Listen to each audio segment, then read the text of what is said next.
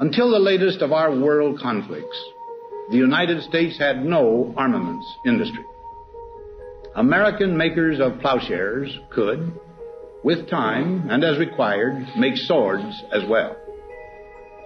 But we can no longer risk emergency improvisation of national defense. We have been compelled to create a permanent armaments industry of vast proportions. We annually spend on military security alone more than the net income of all United States corporations. Now, this conjunction of an immense military establishment and a large arms industry is new in the American experience.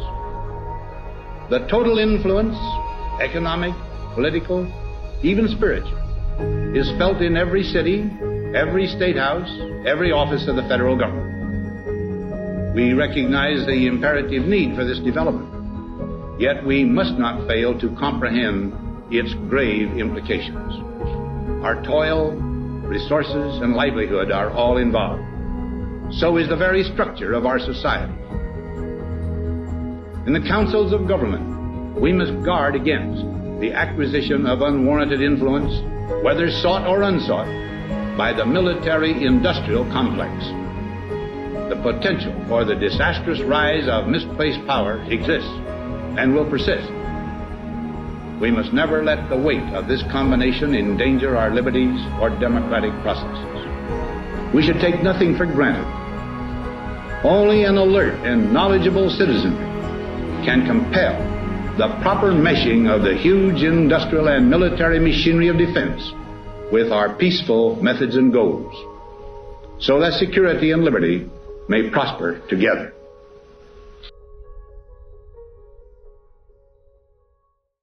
My guest today is Jim Garrison. Jim Garrison is a social and political activist with a career beginning in the 1960s with the anti-war, anti-nuclear, citizen diplomacy, and environmental movements. He was also co-founder and president of the Gorbachev Foundation and the State of the World Forum, with Mikhail Gorbachev serving as convening chairman. Jim received his BA in history from the University of Santa Clara, an MA in history of religion from Harvard University, and a PhD in philosophical theology from the University of Cambridge. He has written numerous books, including The Plutonium Culture, The Darkness of God, Theology After Hiroshima, The Russian Threat, Civilization and the Transformation of Power, and America as Empire. He is the founder and president of Ubiquity University, where he teaches a range of courses on history and global affairs. And he is also the director of the Washington, D.C. office of the New Paradigm Institute. Jim, thank you so much for taking the time to speak with me this afternoon. Pleasure to be here. I certainly don't have to tell you or anyone in the audience that the last few years have been pretty astonishing. And it seems like we are, as a civilization, careening towards something big. We have the competing catastrophes of climate disaster, nuclear proliferation, artificial intelligence, hypersonic weapon development, and now UFOs, UAPs, non-human intelligence. It seems like all of this is starting to come to a head and reach some kind of a crescendo. And I was hoping that we could start by, if you could give us some sort of atmospherics and set the table for us on what is significant about this particular moment in this conversation. We've heard discussion about UFOs and UAPs and non-human intelligence for decades and decades, but the field has been so polluted with misinformation and disinformation and media manipulation. It's very hard to know what to believe. And as this new conversation sort of explodes into the mainstream, I think people are really looking for some grounding. So could you please, just for the audience, set up where we're at, how we got here, and why is disclosure suddenly the conversation of the moment? Very good question. Thank you, Clint. The only way to really understand it contextually is to start at the beginning, when the U.S. government, in the immediate aftermath of the Second World War, found evidence, starting with the Roswell, New Mexico crash of a UFO in July of 1947, that non-human intelligences and extraterrestrial beings that were capable of flying spacecrafts from outer space. One of them had crash landed in the New Mexico desert, not far from Alamogordo, where the US government had tested on July 16th, 1945, the first nuclear weapons device. And that's a connection that I think is important that we can return to. President Truman, only 2 months later, initiated the National Security Act that launched the Central Intelligence Agency and essentially created top secret classification for anything having to do with UFOs. It was a classification even more secret than even nuclear weapons technology. He then appointed what was initially called the Majestic 12, 12 men drawn from the Pentagon, from Central Intelligence, from various intelligence agencies, the Energy Department, Harvard Engineering, MIT Engineering departments, and others, to very closely hold this information. And then immediately what happened was that the Defense Department, working with the CIA and the intelligence agencies of the US government, contracted with the defense contractors. And that was the ignition of what we now know as the military-industrial complex. And to make a long, nearly 80-year-old story very short, what proceeded to happen is that the US government and other governments around the world, but let's just limit our discussion at the moment to the US government, engaged in not only a highly covert operation around all UFO sightings, multiple crashes where they would go in and get the crash material, which included what they called extraterrestrial biologic entities, basically alien bodies, and they would ship them off to Wright-Patterson Air Force Base in Ohio, and then they would be distributed to top secret locations around the United States. Section 51 in Nevada is very famous as an example. Simultaneously, the Central Intelligence Agency, as early as 1948, recommended that they engage in a media manipulation of the information to trivialize it, marginalize it, say it wasn't true, it was only a weather balloon, or it was a swamp gas, or whatever it is that was the exigency of the hour. And basically in the public mind, create an atmosphere where if anybody talked about UFOs, they were considered crazy. And so that regime really held until 2017, when Lou Alessandro, who was the head of the UFO information program inside the US military, realized that he was being spun and lied to, and the information that he was gathering about the reality of actual craft and actual bodies and so forth, and reverse engineering, was hitting one brick wall after another. So he decided to send a letter to the Secretary of Defense, and the letter was intercepted and never delivered. So Lou Alessandro resigned, and he took with him a number of videos. And working with Christopher Mellon, who was the Deputy Secretary of State for the military under Bush II, and then Clinton, they went to the New York Times. And for the first time in American journalist history, the New York Times published a front page article basically asserting that the military and the intelligence communities of the United States government knew that UFOs existed and were hiding the information. And that started a chain reaction that culminated in a series of Senate and House investigations that reached a crescendo this year on July 26th, when a Colonel David Grush, who was a very high-ranking member of the U.S. intelligence community at the Geospatial Intelligence Unit of Navy Operations, tasked like Lou Alessandro was to find out as much as he could about the UFO phenomenon. And he too, like Lou Alessandro, ran into one brick wall after another. And finally, they began to intimidate him. They fired his boss. They began to deal with him in a very coercive way.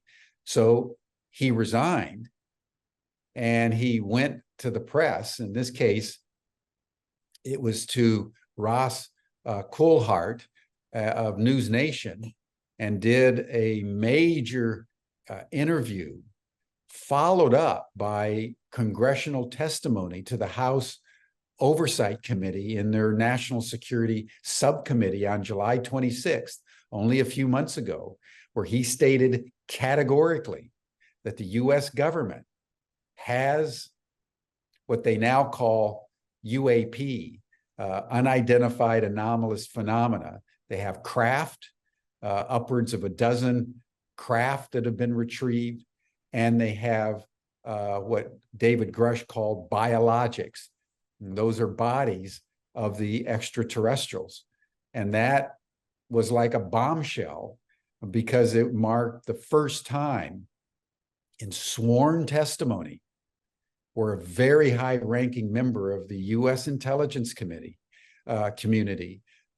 stated what most people knew all along, but the government had refused to even acknowledge the reality of any programs or any research at all, saying it didn't exist. If you believe it, you're crazy. And then all of a sudden, the New York Times publishes an article. The Senate and the House start to receive whistleblower information.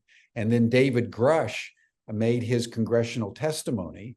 And then Senator Schumer, Majority Leader of the Senate, and Senator Rounds, who is the a senator, Republican senator from Idaho, they put together an amendment called the UAP Disclosure Act that was submitted to the Congress. It was passed by the unanimous vote of the Senate Intelligence Committee, passed the Senate by a vote of 43-11, went over to the House, and when it got over to the House in August, September, October, there were two House ranking Republicans, Mike Turner, who's the chairman of the House Intelligence Committee, who comes from, guess where?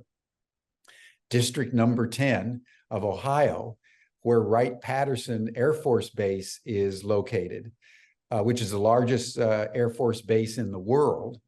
And it's to Wright-Patterson that all the alien craft and bodies have been sent since Roswell for distribution to others top secret centers around the country, and most specifically for reverse engineering by contracting defense corporations. Well, Mike Turner is opposed to any disclosure, and he was joined by Mike Rounds, who's Mike Rogers, excuse me, who's the Republican chairman of the House Armed Services Committee from the 2nd District in Alabama, where they have one of a major naval military base.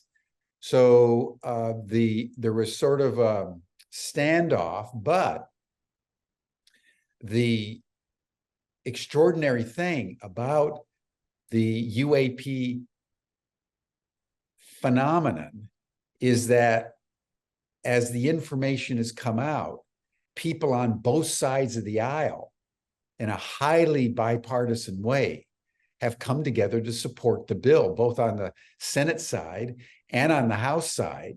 So Mike Turner and Mike Rogers found themselves dealing with a Republican group, and mostly on the extreme right, Matt Gaetz and Tim Burchett, that group of people who were the ones who overthrew McCarthy as Speaker of the House. They support UAP disclosure.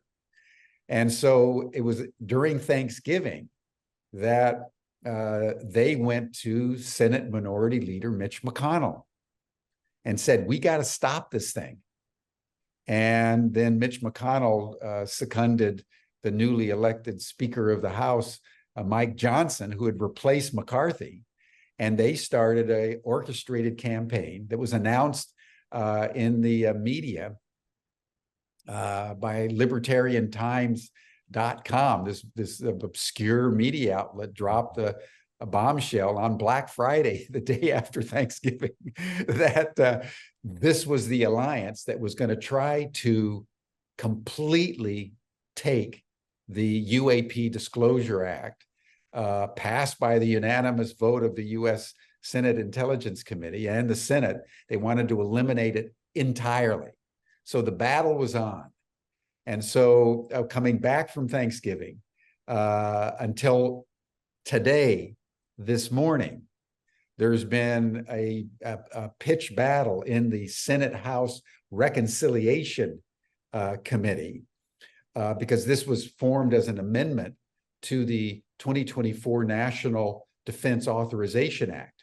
So then Schumer and Rounds and Senator Rubio and Gillibrand and the folks in the House really stood firm. And I think it's important for us to recognize that there was a number of senators and House representatives that found their backbone. And they said, you're not going to take this bill, this amendment completely out. So they compromised. And I think that the compromise has actually been, in some ways, a work of genius. And apparently the compromise was worked out by some young staffer in the House Armed Services Committee, because what the Senate amendment was recommending is that there be a 9-person presidential panel that would be nominated by the president, confirmed by the Senate, but then have, like the Supreme Court, be impervious to public pressure. And most of the people in this 9-person committee were going to be drawn, guess where? From the military-industrial intelligence complex. That was replaced by having 3 committees in the Senate and 3 committees in the House. The Senate and House Government Oversight, Armed Services Intelligence Committees oversee the process, and which means that the public can influence the overseers of the process of disclosure. And then all the information from all the government agencies in the military, in the intelligence community, in the energy sector, in Homeland Security, all the defense contractors are mandated to turn over the information that they have to the National Archives of the Library of Congress. However, what was stripped out was any executive force. In the original Senate bill, they had timelines, they had the right of eminent domain, they had subpoena power, all that's gone. However, 2 things remain, which are monumental.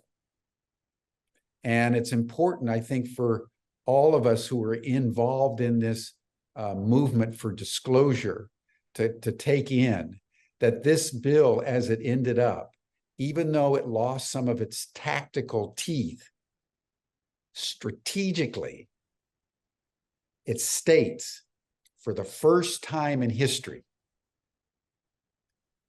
by law, passed by the US Congress, that unidentified anomalous phenomena exist, including the hardware of crafts and the software of extraterrestrial biologic entities, and that information concerning this reality needs to be turned over to the National Archives.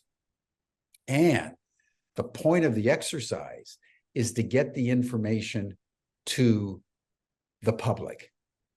So that is a piece of legislation, Clint, that I believe will go down in history as possibly the most important legislation in history, because it's stating incontrovertibly with the imprimatur of the US government that we are not alone, that extraterrestrial intelligences and beings exist. They've been on planet Earth.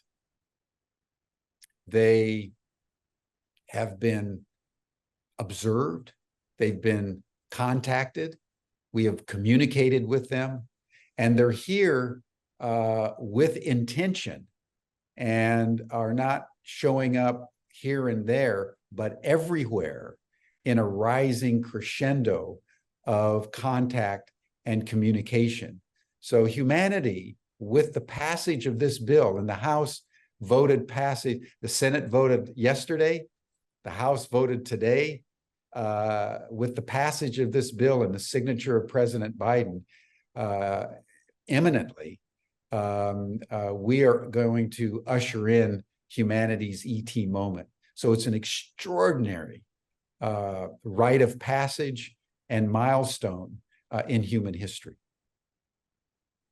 I don't know what's more unsettling, the idea that this thing is finally coming into focus and becoming real, or that Republicans and Democrats are actually agreeing on how significant it is, and that they need to do something about it. I remember watching some interviews with Marco Rubio, and he looked shaken up, actually, after he'd been briefed. And I think that the impression seems to be that Congress, members of Congress go into a room, they're shown some real information, and then they come out and they're just kind of like shell-shocked.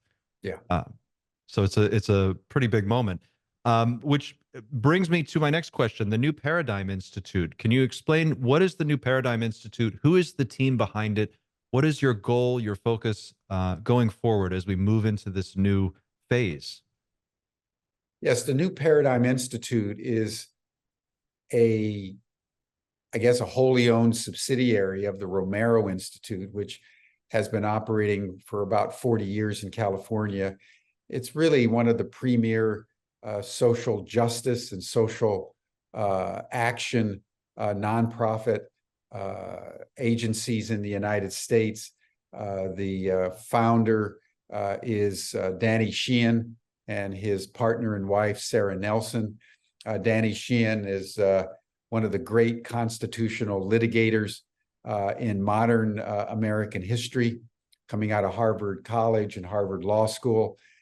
He defended Daniel Ellsberg in the Pentagon Papers. He defended the New York Times in the Pentagon Papers. He was one of the people who went on to be involved in the Watergate scandal and some of the litigation that brought the information to light.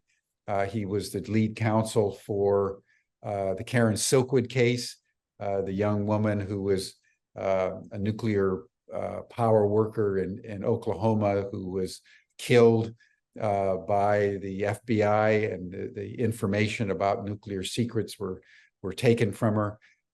He won $10 million for her family. He was involved in Wounded Knee. He was involved with John Mack, who was the dean of psychiatry at Harvard, when John Mack, and this is an interesting story which shows some of the complexities of this domain of UFOs, now called UAP, and that is that the Pentagon contacted John Mack, his head of psychiatry at Harvard University, and said, we've got a bunch of people who say they were abducted by aliens. We want you to clinically diagnose them because we think they're crazy. And John Mack, did his therapeutic evaluation and found out, guess what? They were all perfectly sane and credible. And he, in fact, wrote a book called Abduction. And Harvard University was so scandalized that one of their premier professors was even engaged in the UFO phenomenon, let alone saying that we got to take this seriously. They had a tribunal. So he called Danny Sheehan, and he came in as general counsel, and they eventually won. Then Dan Sheehan was also the general counsel for Lou Alessandro. When he resigned and became a whistleblower, he was contacted by David Grush as well. So they set up the New Paradigm Institute in Washington, D.C., where I am today, right across the street from the Supreme Court, and then the other direction, the Capitol building, and then another direction, the Senate Hart building. So we're right here in the federal enclave, and the New Paradigm Institute is exclusively dedicated to working on disclosure of unidentified anomalous phenomena, because we take the position that this is the most important event in human history. Nothing that we have experienced as a species matches what we're now going to engage in, as for the first time humanity looks up to the heavens and realizes that there are galactic civilizations, intelligences capable of such advanced technology that they can travel faster than the speed of light. They can travel multidimensionally, come onto our planet, and that they've come onto our planet for a very specific reason. And we need to find out what that reason is, because we are now going to be subsumed into some galactic civilization or empire or trade federation that has found us. And we now need to completely transform human relations so that we survive our ET moment.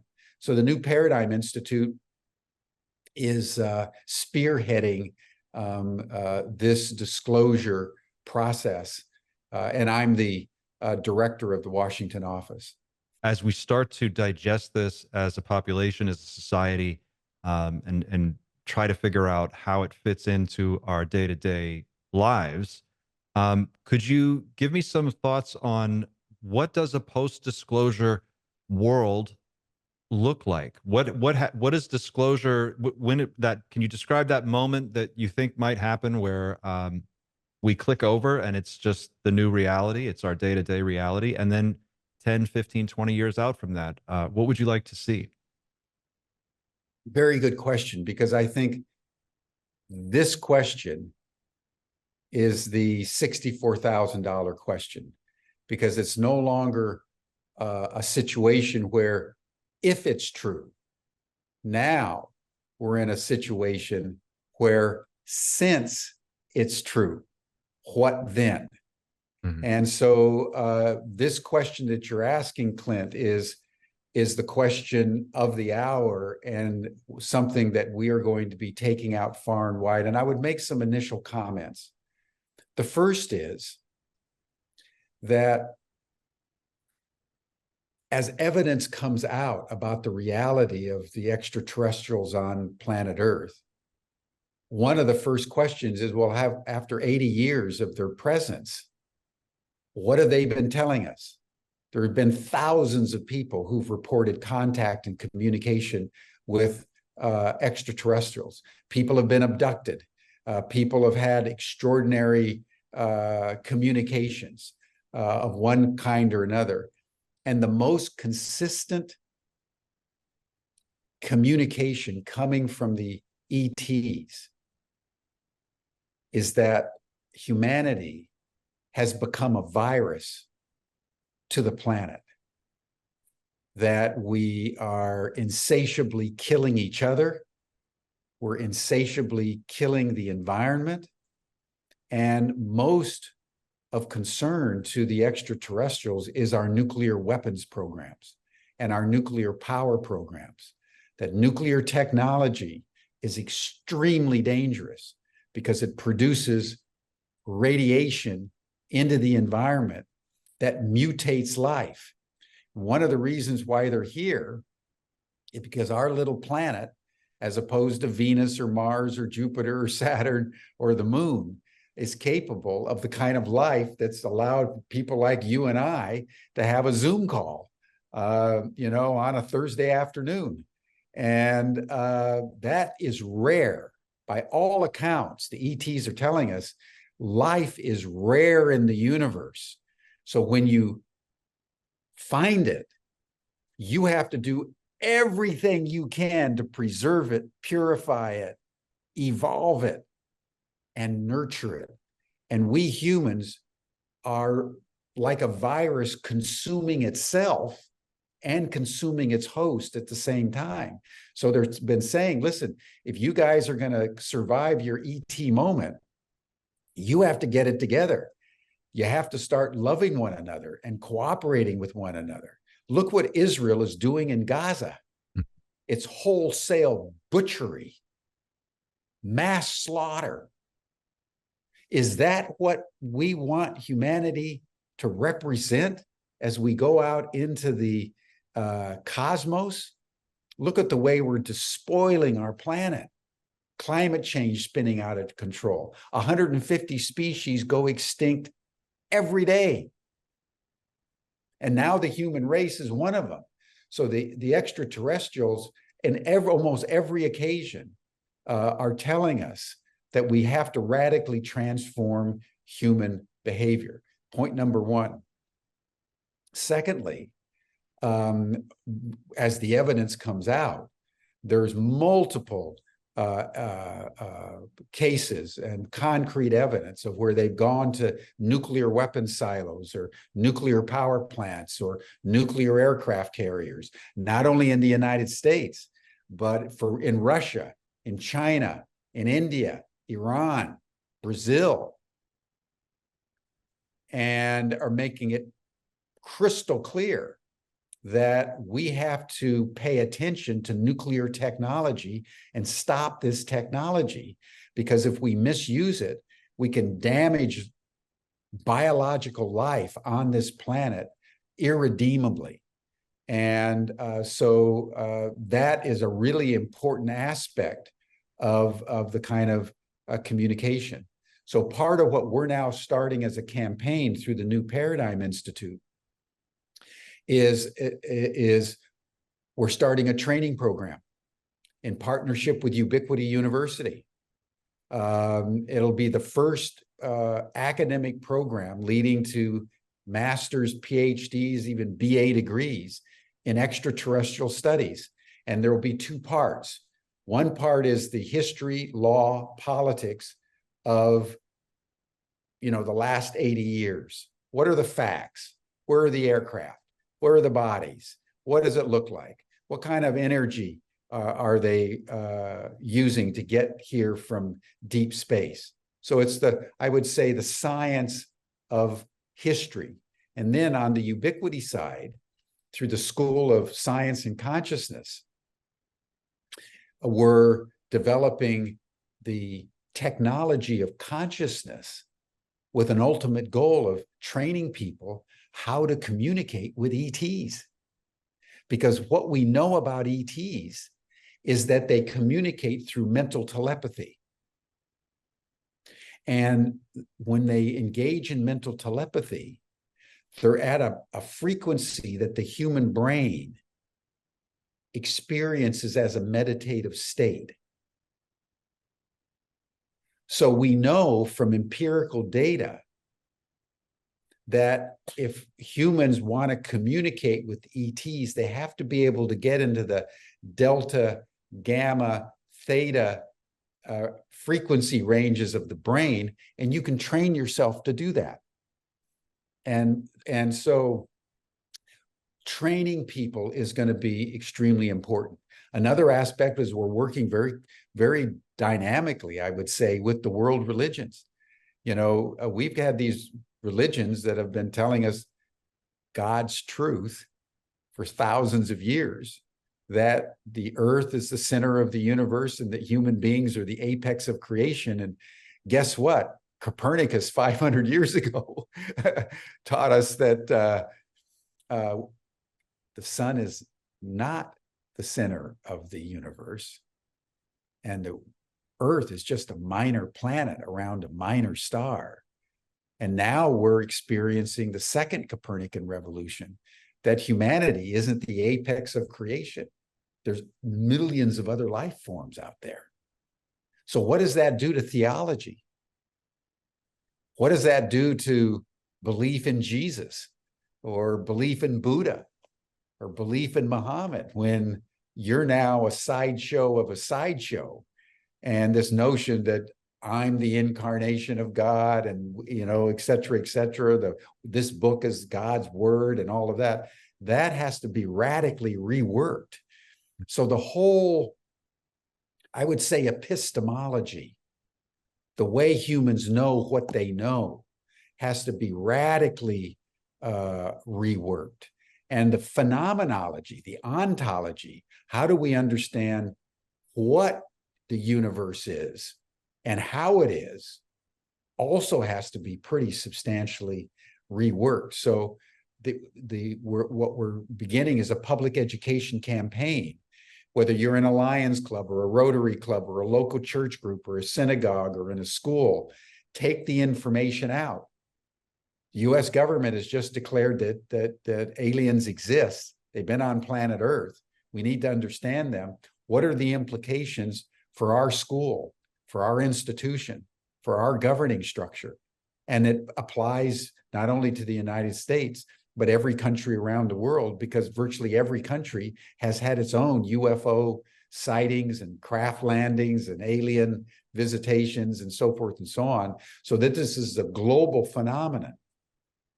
Because when the bill is passed and the word gets out, everybody everywhere, in Beijing, in Buenos Aires, in New Delhi, in Moscow, Washington, Des Moines, Iowa, will all have to start taking in that we are not alone. So it's a huge moment in human history. To borrow a metaphor from religion, it seems like the New Paradigm Institute is going to help shepherd us through this ontological moment and sort of cushion the fall, I guess, once we all realize how serious and how real and how immediate this is. Is that fair? Yeah, I wouldn't say cushion the fall. I would say shape the awareness and the ecstasy. Because most people that I talk to, when I tell them what I'm doing and what the government is doing, they get excited. I can't tell you, Clint, how many people I've known for years. When I mention this, they tell me a UFO story that they had when they were 4 years old, or when they were a teenager, they were abducted, or, you know, this, that. So there's a lot of excitement because what it does, it allows humanity for the first time ever to embrace a single story. It doesn't matter whether you're Christian, Jew, Muslim, Hindu, or Buddhist. It doesn't matter whether you're Chinese, Russian, Iranian, Brazilian, or Canadian. All of us now, as a human species, need to come into an awareness that the opportunity now is vast, but we have to radically transform our relationship with each other. our relationship with the larger ecology, in order to earn the right to take our place as Earth's ambassadors to the cosmic vastness of space. Do you It's really see an exciting moment? it's an extraordinary moment, and I think particularly for members of my generation who grew up in the 80s and 90s, we kind of live to everyone to a certain extent, but particularly people in my age cohort seem to be living in a constant state of low grade anxiety about what the next thing is going to be that completely rocks our world. Mhm. And it's difficult sometimes. I'm a father myself. I have a young boy, and I look out at the future and I try to imagine what his life is going to be like 20, 30 years from now. And I think it's for a long time it's been pretty scary. And it seems like this moment represents an opportunity for optimism, hope, Exactly.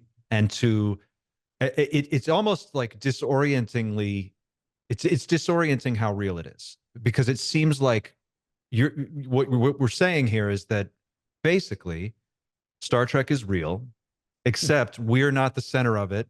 There's this whole other civilization, this whole other thing going on, and we are finding ourselves on the edge of it, just peeking in. Um, and I wonder to what extent this is going to become a major political issue in the coming years. Is this going to be a presidential election issue as people start to realize that there is a brighter possible future out there for us? How do you see this affecting politics? Um, and if I may just tack on one extra question, it seems like right now, for the last 70 years or so, we've been having ongoing contact with these beings. Who's speaking for Earth now? Is it six guys in a room at Lockheed making Mm. decisions about how we're represented on the diplomatic stage intergalactically? Or are we, to your knowledge, is there any kind of formal contact that's happening now? And in the future, what would that look like? Will there be open contact, an actual landing in Central Park where everybody can see it? And then there's a moment where it just becomes tangible. Yeah, two good questions. Let me start with the second one first, and then talk more about contemporary politics. This question that you're posing is a very intriguing one. Has there been diplomatic contact by the US government or other governments? Because the Russians have a very advanced reverse engineering program, and so do the Chinese, for example. What has been the history of the diplomacy? You know, there's evidence that President Eisenhower had contact with some extraterrestrials back in 1954. And it's worth observing that it was President Eisenhower in January of 1961, when he gave his farewell address, he was the one that warned about the military-industrial complex, because what he saw, as I said right at the beginning of the program, that the initial experience of the US government around the Roswell crash of an alien spacecraft with alien bodies taken to Wright-Patterson Air Force Base immediately after the Second World War, as the Cold War with the Soviet Union was beginning, was, my God, we can't control our own airspace. What does that mean with nuclear weapons? So they decided to keep it absolutely top secret, contract with the major corporations, the defense corporations, and start to try to reverse engineer in a highly secret way that was so secret it was kept from even the government itself. That's what Eisenhower was warning about, that there was a military industrial complex that was really forming a deep state within the US governmental structure, drawing from the corporate world, the academic world, but was operating independently, but with obvious growing power. Because, I mean, think about it. This technology is ultimate technology. If you can figure out a way to travel faster than the speed of light, if you figured out a way to break through the constraints of gravity and, in fact, transform your relationship to gravity so it is a propulsion system, if you've got technology that's using zero-point energy, where you're drawing energy literally out of space, you've broken the code of the cosmos. And the US government didn't want anybody to know that this was what they were working on. And Eisenhower warned us, and because no one paid any attention, basically, the military industrial, and I would say fossil fuel complex, pharmaceutical complex, has essentially taken over the United States. And so if you look back over the last 80 years of US history, it's perpetual war against other countries and perpetual war against the environment. And right at the moment when we are bringing literally the world to the brink of extinction, the UFO phenomenon has become so accelerated, and so many people are having visitations. Navy pilots are tracking them with radar, photographing them outside of plane windows and so forth and so on. The cat's coming out of the bag. So there's an extraordinary synchronistic relationship between the depth of the crisis that we're in and the fact that the ET phenomenon is now burgeoning into public consciousness in an incontrovertible way. And so in every crisis, there's an opportunity. So we at the New Paradigm Institute believe that we need to now track that in as public a way as possible, which leads to your first question about the presidential campaign. Robert Kennedy Jr. Is taking on the UAP issue. Very interesting. You know, Trump is at 39%, Biden is at 33%, Kennedy's at, I think, 24, 25%. And we've been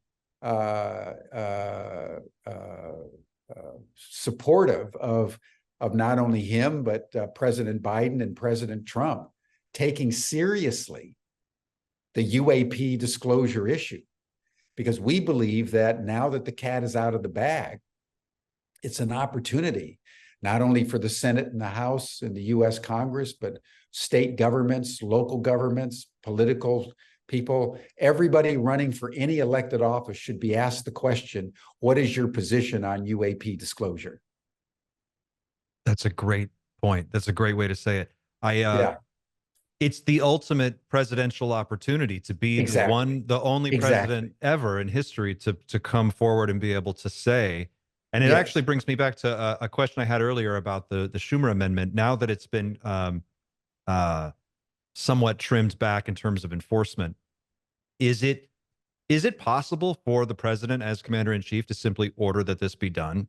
I mean, who is really in charge here? Can the Defense Department really dictate terms about, well, if they can simply say, it's too classified, guys, I'm sorry, it's too dangerous. We can't, this stuff has to say classified, and they just shift like 90% of the pile over here. And then they're like, but we'll give you a little nugget here. How do we prevent that from happening? And what kind of authority does the president have to act unilaterally on something like this? Well, I think what you just said is exactly what's going to happen. Because the bill doesn't have eminent domain or subpoena power and so forth and so on, the military, industrial, intelligence, fossil fuel complex are going to do exactly what you're saying. We're going to keep 90% of it over here. Why? They're about ready to unleash the first UFO weapon, Clint. And corporations like Radiance Technologies and others are developing what they're calling the Prompt Global Strike Program, hypersonic missiles that are so fast they can get to China in less than 2 minutes. They can get to Moscow in less than 2 minutes. which will radically destabilize the geostrategic balance of power. So they've been hard at work since 1947, trying to reverse engineer. They've had a lot of difficulties because the ETs, you know, you go into one of these alien spacecraft, you don't see a brake and an accelerator and a control panel and knobs and buttons and so forth and so on. They're rounded craft that are controlled by mental telepathy. And they've also been shocked to find out they appear not to have been constructed. It's more like 3D printing, because if you understand the laws of physics at the level of 0-point energy, you can move into space with certain algorithms and mathematical equations and geometric ratios, and space will create manifestation. So that's why almost everybody who's touched a UFO craft say they're unbelievably smooth and they're like a single unit. And so it's tough for 20th century engineers to figure out, how does this thing work? So it's taken 80 years, but they believe they have cracked enough of the code. And guess what they want to do? They don't want to give free energy to the world so that everybody can live an abundant life with energy that you just take out of the air. They want to build nuclear weapons, and they want to build hypersonic missiles so they can kill more people quicker, more efficiently, at larger numbers. And that's why we have to ensure that with the current bill, we get every politician running for office to take a position on UAP disclosure, whether it's Robert Kennedy or Donald Trump or Joe Biden, whether it's running for your Senate or your local congressional. We've got to get more and more people to commit that if they're in office, they're going to work for increased disclosure. That's the only way, is for the public to mobilize now that the information is coming out, to ensure that the genie's not put back in the bottle and bigger weapons are constructed, but that as the information comes out, the public will demand free energy. This is why we can't have nice things, right? It's the military industrial complex. Yeah. And I would recommend that everybody watch Stephen Greer's recent documentary called The Lost Century. It's worth watching, everybody, because, and you can get it on YouTube. It's for free.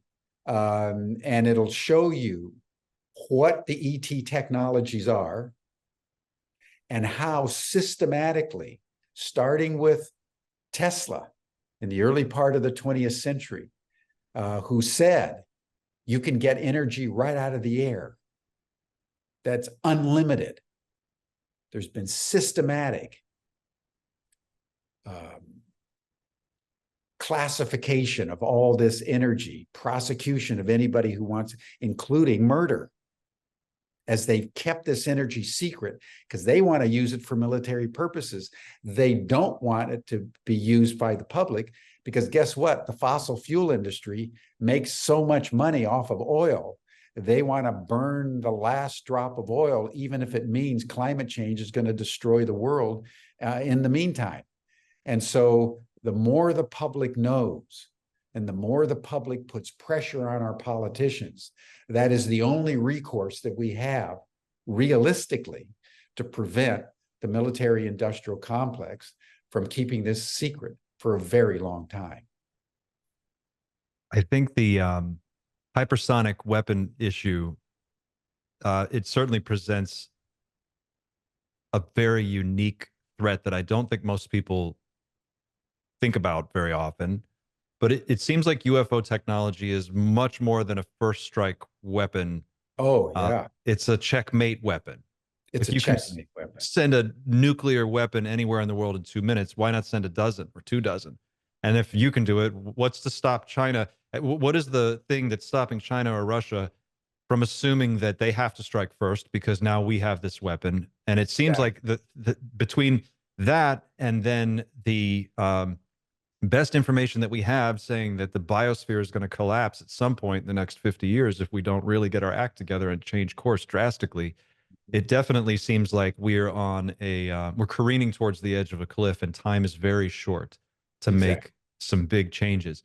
So in the spirit of what you were just saying, what are we fighting for? What does a world, in more specific terms, look like 50 years after disclosure? Are we in a post-capitalism world? Are we in a world like Star Trek where you wake up in the morning and because of this technology and the fact that we can research it in the civilian world, we push past this sort of like really desperate moment and get into something with a brighter future ahead? Yeah, the energy abundance that would be available to humanity. You know, beam me up, Scotty. No more airplanes. If I want to visit you, I just go to the corner of the room and disapparate, to use Harry Potter terminology, and then apparate on the other side. There would be no more poverty. People would have access to unlimited energy, travel with anti-gravity. You could go to Jupiter for lunch and then come back if that's what you decided you wanted to do. So all of a sudden, the boundaries of human experience would be immeasurably extended at the micro level. So the corporations that now constrain us,